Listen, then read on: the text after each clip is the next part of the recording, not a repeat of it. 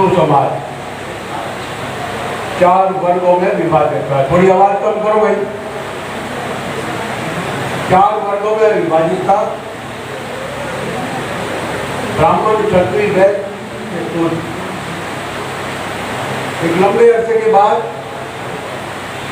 ब्राह्मण, क्षत्रिय, वैश्य तो जाति के पर्यायवाची बन गए, लेकिन चौथा वर्ण जो कि सबसे बड़ा, जिसकी वोटों में हिस्सेदारी की जाए तो लगभग 100 में से 85% है, यह शूद्र वर्ग लगभग 6,743 जातियों में बढ़ते हैं और आज भी एक क्रम जारी है। उदाहरण के लिए अकेले चमार जाति में ही 118 उपजातियां हैं जिनमें रोटी बेटी का संबंध भी नहीं होता है। कहने का मतलब यह है कि इस विभाजनकारी रोग से सबसे ज्यादा हमारा चौथा वर्ण पीड़ित रहा और आज भी है। इस बीमारी को काटने के लिए हमारे संत गुरु और महापुरुषों ने अनेकों सराहनीय प्रयास किए। महात्मा फूले, संत कबीर, संत रविदास, गुरु घासीदास, संत चोखामेला, नारायण गुरु, पेरिया राम स्वामी नायकर के योगदान को भुला नहीं सकते। इन सभी महापुरुषों से प्रेरणा लेकर बाबा साहब डॉक्टर भीमराव अम्बेडकर ने सन 1916 से लगातार इन जातियों को जोड़ने के अनेकों आंदोलन चलाए। इस दिशा में प्रचलित जातियों को इकट्ठा करके उनमें स्वाभिमान पैदा किया तथा उनके घरों में शिक्षा का दीपक जलाया। आज भी ये जातियां बाबा साहब को भगवान से कम नहीं समझती। सन 1935 में हाशिए पर पड़ी हुई जातियों को पहली बार अनुसूचित जातियों के रूप में अलग से मान्यता प्राप्त हुई। आगे चलकर बाबा साहब ने इन जातियों को एक नए वर्ग के रूप में मजबूत राजनीतिक पहचान दिलाने के लिए जुलाई 1942 में शेड्यूल कास्ट फेडरेशन की स्थापना की। इसी क्रम में अनुसूचित जनजातियों को भी अलग पहचान दिलाने के लिए बाबा साहब ने संविधान के अंतर्गत अनुच्छेद 342 जोड़ा। और इतना ही नहीं, 1953 में बाबा साहब ने संविधान के अंतर्गत अनुच्छेद 1953 में बाबा साहब ने अनुसार संविधान के अंतर्गत 340 जोड़ा। इसी के तहत उन्होंने काका कालेलकर की अध्यक्षता में आयोग गठित किया। काका कालेलकर ने अपनी रिपोर्ट 1978 में प्रस्तुत की, जिसको जनता पार्टी सरकार ने, तत्कालीन जनता पार्टी सरकार ने इसे खारिज कर दिया कुछ कमियां के कारण। दूसरा, 1969 में दूसरा पिछड़ा वर्ग आयोग श्री विंदेश्वरी प्रसाद मंडल की अध्यक्षता में गठित किया। इस कमीशन ने अपनी रिपोर्ट 1980 में सरकार के सामने रखी। इंदिरा गांधी सरकार ने अस्वीकार करके नदी की टोकरी में डाल दिया। मंडल कमीशन की रिपोर्ट के सार्वजनिक हो जाने के बाद सांसदों और जनता के संज्ञान में बहुत सी जानकारियां मंडल कमीशन की रिपोर्ट को आधार बनाकर माननीय काशीराम साहब ने बांधदेव के मंच के द्वारा पिछड़े वर्ग के कर्मचारियों को चरणबद्ध तरीके से प्रशिक्षित किया। उप प्रशिक्षण के माध्यम से पिछड़े समाज के पढ़े लिखे तबके को पूरी तरह से झकझोर कर रख दिया। उन्होंने यह बताने का प्रयास किया कि पिछड़े समाज की हिस्सेदारी सरकारी नौकरियों में ना के बराबर है। इसलिए उचित प्रतिनिधित्व चुनने के लिए पिछड़े समाज को जागरूक होना होगा और अपने हक की लड़ाई स्वयं लड़नी होगी। अगर जरूरत पड़ी तो अनुसूचित जाति, जनजाति, पिछड़ा वर्ग, धार्मिक अल्पसंख्यक वर्गों की हितों की लड़ाई लड़ने के लिए अलग राजनीतिक पार्टी बनानी हो। यह बात 1980 में माननीय काशीराम साहब ने जोर देकर कहा। माननीय काशीराम साहब ने नारा लगाया था कि सभी वर्गों को राजनीति और नौकरियों में जनसंख्या के अनुपात में उचित हिस्सेदारी मिलनी चाहिए। उनका नारा था कि जितनी जिसकी संख्या भारी उतनी उसकी भागीदारी। और इस नारे को साकार रूप देने के लिए माननीय काशीराम साहब ने 14 अप्रैल 1984 को बहुजन समाज पार्टी का निर्माण किया।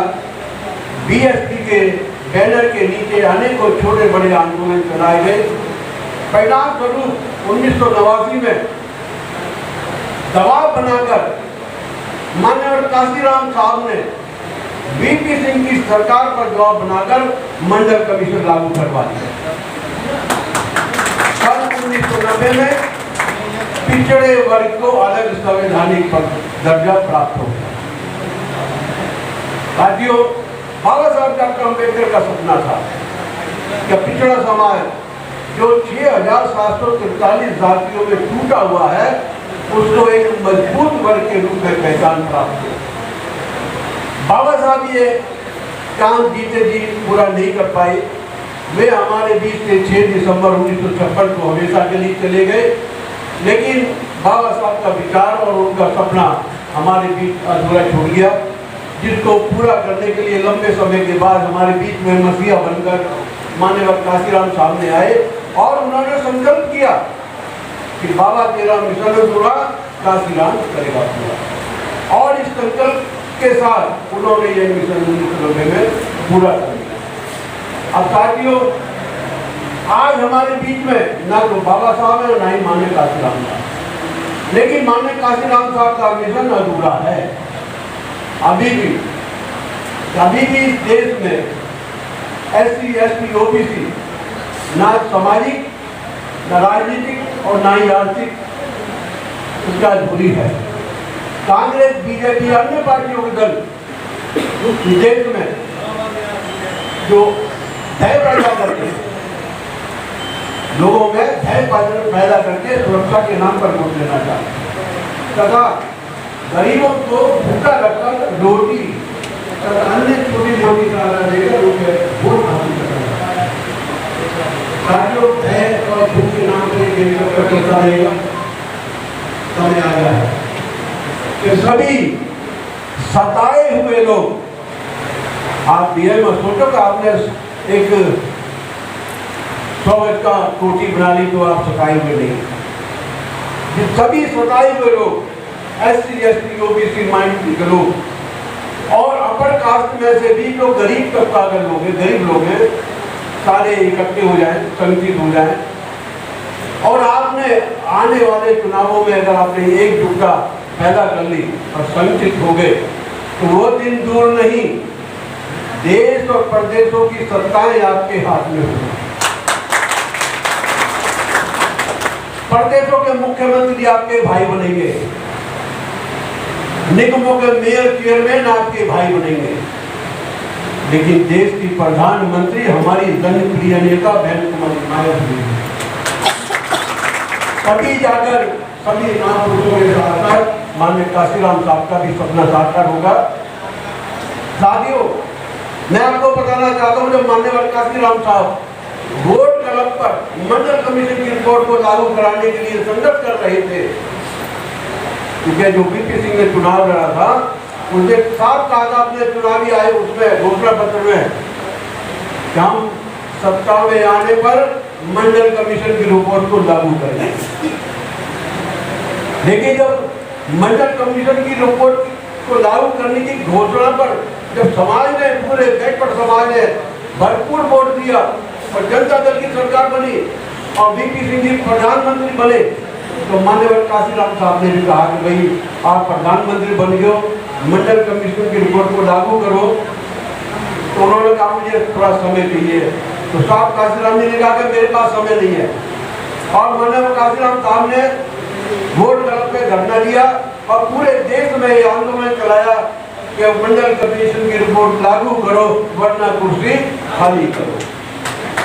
लेकिन बड़े शर्म की बात है इस देश में मान्यवर काशीराम साहब के नेतृत्व में जो लल्लुआ समाज था, जिसको जाकर चमार कहा जाता है, वो मंडल कमीशन की रिपोर्ट के लिए रोड पे था। और जो हमारे ओबीसी के लोग थे, अन्य पार्टियों के बहकाने में आकर उन पे डंडा बजा रहे थे लल्लुओं के ऊपर कि इनका आरक्षण समाप्त करो। इस देश का मान्यवर काशीराम साहब के नेतृत्व में एससी वर्ग के लोग अपने जो बड़ा भाई, ओबीसी को अपना बड़ा भाई मानता है, अपने बड़े भाइयों के लिए कह रहा था कि भाई मंडल कमीशन की रिपोर्ट को लागू करो, इनको आरक्षण दो। और ये बहकाने में आकर, ये तो लड्डू बने हुए पिछड़े उनके पीछे लगे हुए थे, और उन्होंने कहा कि इनको मारो, लल्लुओं को इनको मारो, ये और आरक्षण मांग रहे हैं, इनको जो आरक्षण मिल रहा है उससे ज्यादा मांग रहे हैं, समझ नहीं पाए। और आज भी ये ओबीसी का प्रोग्राम है, जब मैं जान सकता हूँ कि छोटे भाई भी आए हुए जाटव समाज है कि नहीं है, कोई है 2-4 है जाटव समाज के लोग, और भी है, बहुत बढ़िया। तो साथियों, देश के अंदर 5 ताकत है, देश के अंदर 5 ताकत है। और जरा सोचिए आप कि 5 ताकतों में से आपके पास कितनी ताकत है। नंबर 1, सरकारी नौकरियों की ताकत। नंबर 2, जमीन की ताकत। नंबर 3, उद्योग की ताकत। नंबर 4, धर्म की ताकत। और नंबर 5, राजनीति की ताकत। अच्छा सोचिए, आप पढ़े लिखे लोग हैं, इन 5 ताकतों में है, भरपूर आपके पास वोट है, इन 5 ताकतों में से आपके पास क्या है? मैं आपको बताना चाहता हूं कि इस देश का जो 85% मूल्यवादी बहुजन समाज है, एससी एसटी ओबीसी, इनके ये आंकड़ा 80 से पहले का है, 1980 का आंकड़ा बता रहा हूँ कि सरकारी नौकरियों में इस देश के 85% लोगों के पास मात्र 12 नौकरियां थी सरकारी, और 88 नौकरी किसके पास थी? इस देश के मनुवादी लोगों के पास, जो 15% लोग हैं। मैं बताना नहीं चाहूँगा कि 15% कौन है, आप अच्छी तरह जानते हैं। इनके पास जो 15 लोग थे, जो 15% है, उनके पास 88 नौकरी, और देश के मूल्यवादी बहुजन समाज के पास 12 नौकरी। तो नौकरी की ताकत में आप जीरो है, कुछ भी नहीं, आपका वैसे भी जीरो हो गया है। नंबर 2, जमीन की ताकत। इस देश के 85 बहुजन समाज के पास मात्र 4% जमीन, और इस देश का जो 15% उनके पास 92% जमीन। आज भी यही आंकड़ा है। उद्योग धंधे, दूर से लेके हवाई जहाज तक का जो उद्योग है, आपके पास मात्र 6% उद्योग है। इस देश के बहुजन समाज के पास, मूल्यवादी बहुजन समाज के पास जो 85% है, एससी एसटी ओबीसी माइनॉरिटीज, केवल 6% उद्योग है, और इनके पास 94% उद्योग है। धर्म में आप जीरो है, जीरो। आप बड़े बड़े मंदिरों के लिए चंदा देते हैं, एक मंदिर पे, बालाजी के मंदिर पर 325 करोड़ रुपए हर महीने चढ़ता है। वैष्णो देवी पर 100 करोड़ रुपए हर महीने चढ़ता है। शिरडी पर 100 करोड़ रुपए महीने चढ़ता है। कलकत्ता की काली मंदिर पर 250 करोड़ रुपए हर महीने चढ़ता है। और अयोध्या में 160 करोड़ रुपए हर महीने चढ़ता है। और ये सारा पैसा इन 15% मनुवादियों के जेब में जाता है। आप मंदिरों के लिए चंदा देते हैं, मंदिर बनाते हैं, लेकिन कब्जा आपका नहीं हो सकता। आप अंदर घुस नहीं सकते। कब्जा किसका होता है? 15% होगा। और 5वीं ताकत है राजनीति। राजनीति में उनके पास 15 वोट है। जो इस देश में मनुवादी समाज है, उनके पास 15 वोट है। और इस देश का जो मूल्यवादी समाज है, एससी एसटी ओबीसी माइनॉरिटीज, इनके पास 80 वोट है। इसका प्रधानमंत्री वोटों में आधार बनता है, लेकिन कौन बनता है? वोट आपकी है और प्रधानमंत्री बनता है। क्या कारण है? कारण मैं आपको बताता हूँ। कारण है कि हमारे समाज में 5 प्रकार के गुलाम हैं। भाई बोल नहीं तो 5 प्रकार के गुलाम हैं। कौन कौन से गुलाम हैं?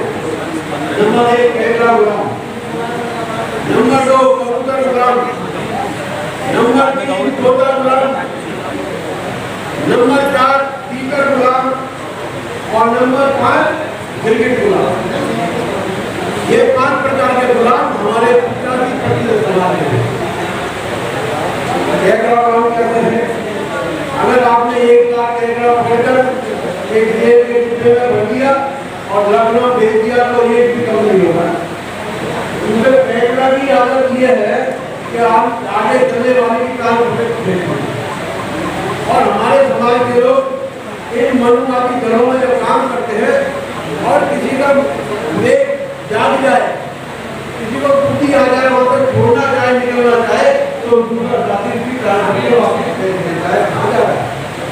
शाम को चलेगा नेताजी की कोठी पे चावल मिलेगा तो वहां से निकलने नहीं देता। वो केकड़ा गुलाम ऐसे होता है। कबूतर गुलाम जिस छत पे होता है पूरे आसमान में घूमता है 8-8 10 घंटे और शाम को नहीं आ जाता। इसी तरह हमारे समाज के लोग जिस घर में रहते हैं घूमते हर घर में है, लेकिन शाम को वहीं पहुंचेंगे, पूरी रिपोर्ट देंगे जाकर। और तोता को गांधी के जो किताबों है वो सुनेगा। आप इतना मर्जी से समझाने की कोशिश करें लेकिन उसके समझ में नहीं आएगा। तीतर गुलाम कैसा होता है? टीचर का मालिक अपने टीचर को लेकर जंगल में जाता है और टीचर को जंगल में छोड़ देता है और जंगल में छोड़ने के बाद वो टीचर कीलू कीलू की आवाज निकालता है और जंगल में टीचर को खुश होते हैं आपको हमारा भैया आया है, हमारा भैया आया है। और भैया की आवाज सुनते और उनसे बाहर निकलकर उसको मिलने चले जाते हैं और वो टीचर उनको इकट्ठा करके वहां ले जाता है जहाँ पर हमारे जान जाकर बैठा और वो टीचर का मालिक उन टीचरों को पढ़ के ले जाता है। यही हाल है हमारे समाज का। इकट्ठे करके घूमते हैं बेचो यार, आम आदमी पार्टी बीजेपी को करते हैं, कांग्रेस को इकट्ठे करके वहां ले जाता है टीचर। गिरगिट गुलाम अगर इधर कांग्रेस भी ले लिया तो कांग्रेस से डंडा निकाल दिया, कट्टर हो मेरे बाप दादा है, बीजेपी के ले लिया तो बीजेपी का डंडा निकाल लिया भैया आप लोग तुम्हारे साथ। और बीएसपी के ले जाएंगे और नीला झंडा निकाल दिया, भैया मेरा तो घूम ही नहीं रहा है, नीला झंडा निकाल दिया। तो ऐसे होते हैं गिरगिट गुलाम और इन गुलामों की वजह से ही 85 लोग हार जाते हैं और 15 जीत जाते हैं। तो जो भी आपका शोषण करते हैं जय भीम जय Bharat. Press the bell icon on the YouTube app and never miss another update.